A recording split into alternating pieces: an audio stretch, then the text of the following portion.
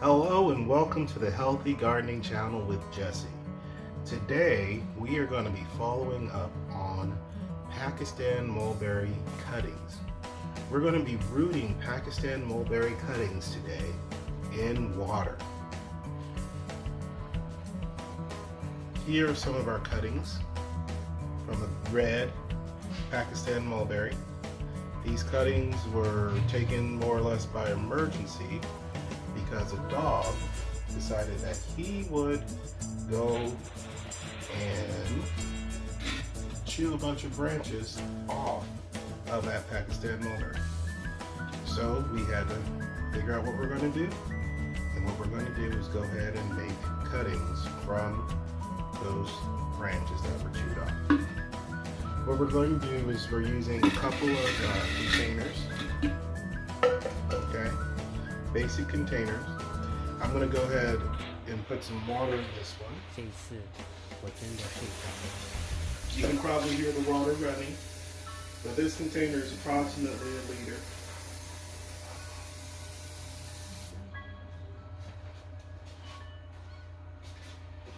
Okay, and for a liter of water,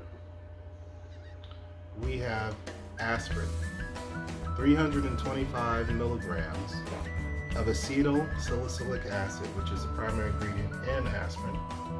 We broke that in half, so we have half a pill to 1 liter of water. I'm going to break it again just to help it dissolve. Put that in the water, okay? It's there in the water.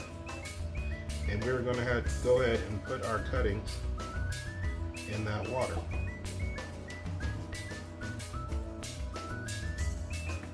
These cuttings we are propagating, once again, the water method.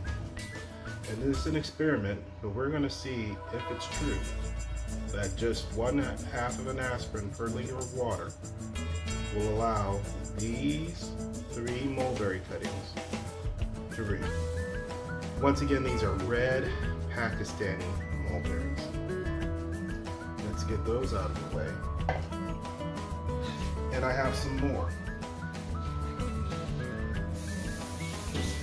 We have some smaller cuttings of the Pakistani mulberry. You can probably hear the water running because I'm adding water.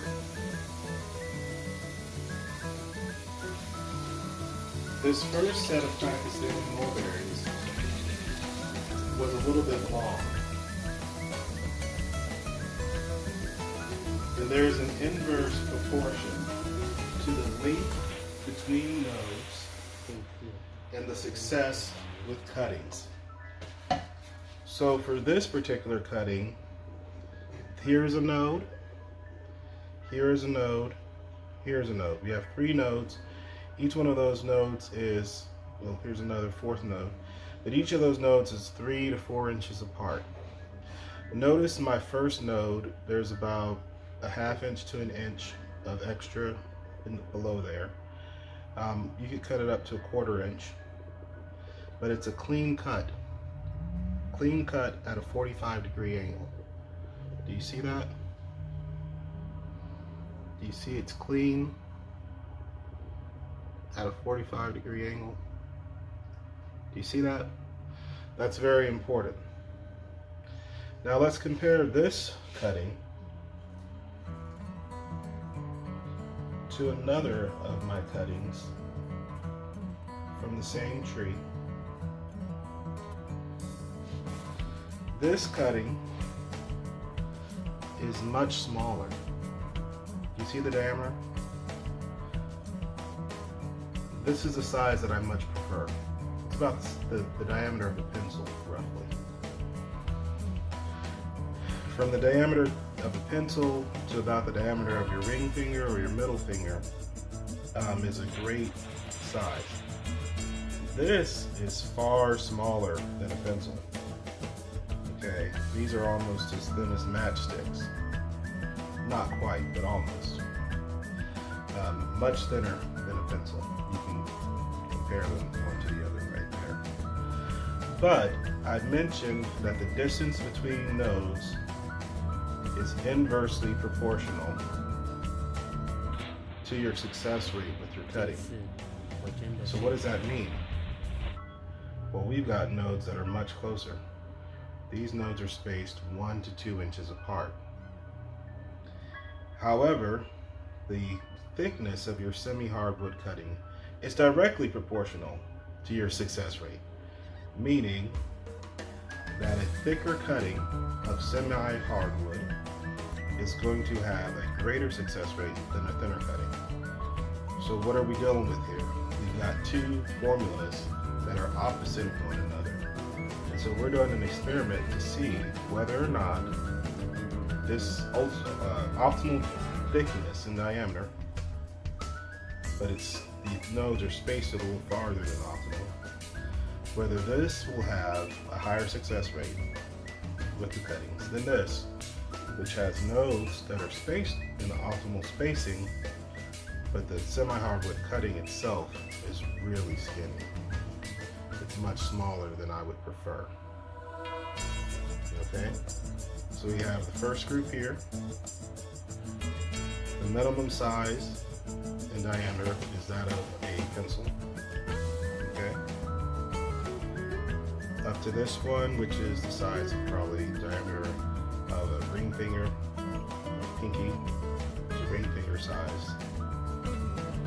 Okay.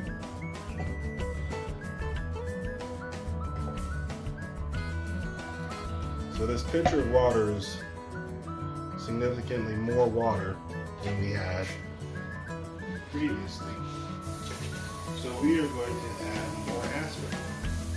Instead of 1/2 of an aspirin, that was 325 milligrams, we are going to go ahead and add 1, and I'm going to break it up just to help it dissolve in the water, and 1/2. So it's 1 1/2. The one whole one and the second half from our first group. Okay? And all of these are much thinner. What's important is each time that I change the water, I'm going to go ahead and add new aspirin at the same ratio. And I've got a bunch of cuttings I'm putting in here. The one thing that they have in common is that they're less than the diameter of a pencil. And you can check out my other video on propagating mulberry cuttings, where I talk a little bit more in depth about how I came up with these cuttings and why I decided to go ahead and propagate them as cuttings. Initially, my plan was that I was going to take air layers from this Pakistani mulberry, but I have dogs, and one of my dogs decided that it's time to go ahead and take that cutting and do that propagation now.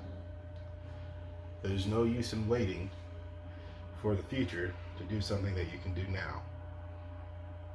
That's at least what the dog says. Okay? So thank you for watching. Please like, subscribe, and share with your friends. If you like more educational content on gardening, please subscribe to my channel. Again, this is Healthy Gardening with Jesse. I really appreciate your likes and your comments. Let me know what you think. Which set of these is going to have a higher or better rate of success? Please leave your thoughts in the comments. We will call this Group A, which are the size, which I would consider the optimal size. And we have Group B, which I would call less than optimal diameter. Okay? Stay tuned, because I also have a white Pakistan mulberry, and I'm going to be taking cuttings and hopefully do some air layers on that one, and we can compare the success rates with white Pakistan mulberries versus red. Stay tuned. Let's get growing.